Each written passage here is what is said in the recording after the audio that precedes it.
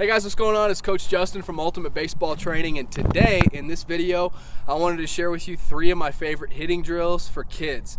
The very first one, let's jump right into it, is no-look swings. So you can do this off of a tee or soft toss or front toss or even real batting practice. But basically what it is you're going to take your regular swing. So if I'm acting like I'm hitting this ball off the tee, I'm going to take my regular swing, okay, and after I hit the ball, I'm going to continue to have my eyes down on where the baseball was, okay? A lot of the times, you'll see younger players when they take batting practice and they'll immediately want to look up to see where the ball went, right?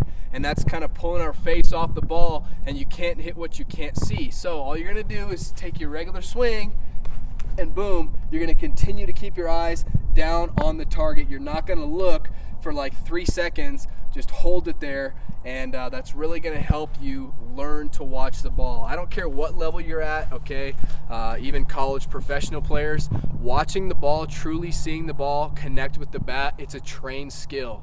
And it's not something where, oh, I'm a high school baseball player now, I got it, I know how to watch the ball. It's something that you have to work on. Like I said, if you're a college player, professional player, watching the ball is a trained skill that you must work on over and over and over again. It's always a work in process. So this is a drill not only for kids, but we do this at college practices, and I've seen professional players do it. And heck, guys like Nolan Arenado, he's probably the best big leaguer that does this. He'll do it in a game. You'll notice on some of his home run swings, his chin will be down after he makes contact with the ball, and he doesn't look up for, probably a half a second to see where the ball actually went, and he really focuses on seeing the ball out of the pitcher's hand, watching it the entire way, and even watching it after he makes contact. That way he can ensure that his head is down, okay? So no-look swings, this is one of my favorite things to do when I feel like I'm not seeing the ball very well, and I promise you, almost immediately you're going to see results from the no-look swings. That's the very first drill.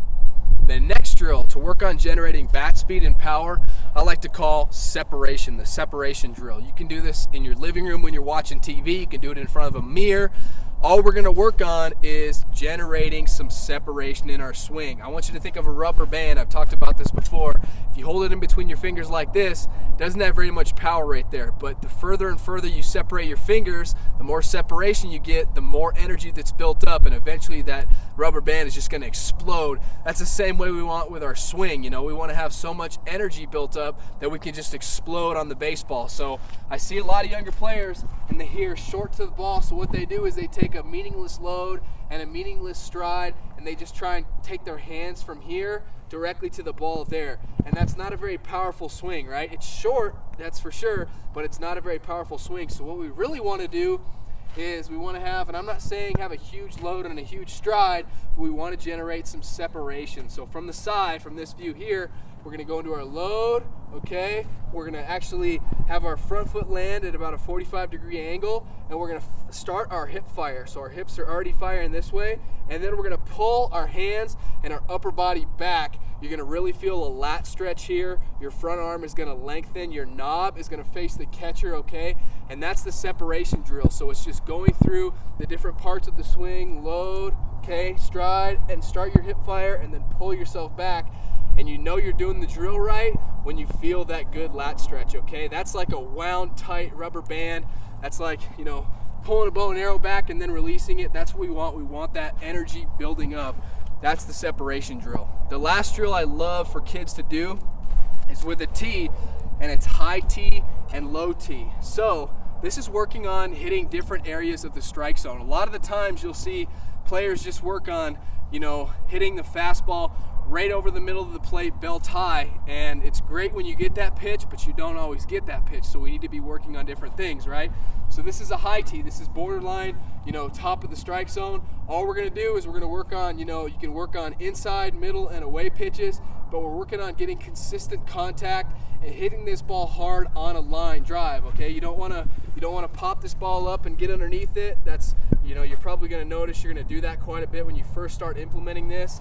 And we also don't want to get on top and drive the ball into the ground. We want to focus on low line drives, okay? So high tee, work inside, middle, and away, and then you go to low tee, and we want really, really low. So that's as low as this tee can go, and you want it to be way out in front, okay? So I'm a few feet back behind the plate here. You want it way out in front. What this is going to encourage you to do, besides just learn how to hit the low pitch, is you really have to stay through this ball a long time. You really have to get extension, okay?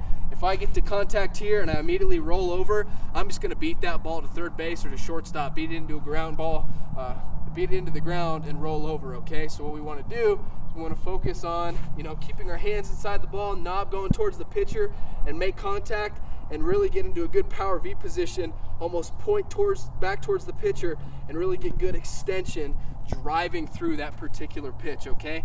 If your tee doesn't go low enough, if you're a younger player, you can actually use one of those orange cones, okay? And that'll put the ball probably at this height here. But we want this to be really, really low so we can work on driving through the ball and working on different areas of the strike zone. So hopefully you enjoy these 3 drills, okay?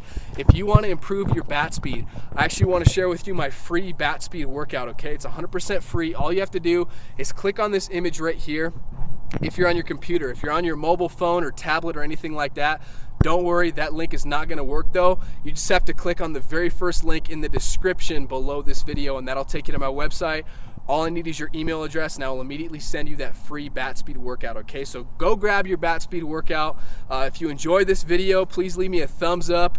As always, be sure you're subscribed so you're notified whenever we release new videos, and thanks so much for watching. I'll see you next time.